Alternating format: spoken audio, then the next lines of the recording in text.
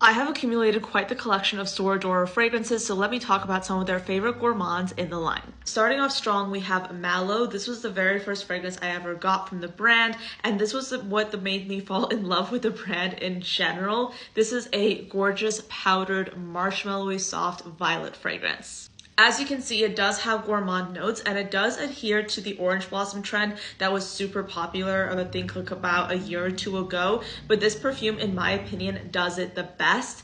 This just smells phenomenal. It's not too focused on that orange blossom quality, which in other fragrances can come off as sickly sweet. In this case, it's balanced perfectly with the violet, and something about the way the violet is paired with the other notes in this fragrance really makes me think of a violet marshmallow. And I know I'm not the only one, but this is definitely one of the most interesting gourmands in my collection.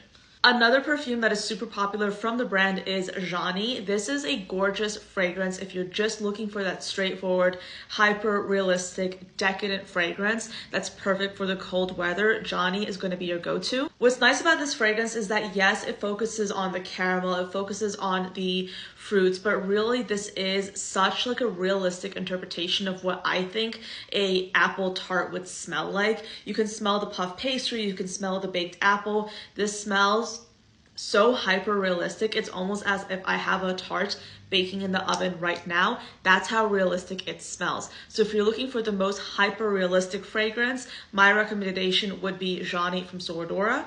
But let's just say you want to explore a tea fragrance a little bit more. You want something a little bit more aromatic. Elope is going to be your go-to.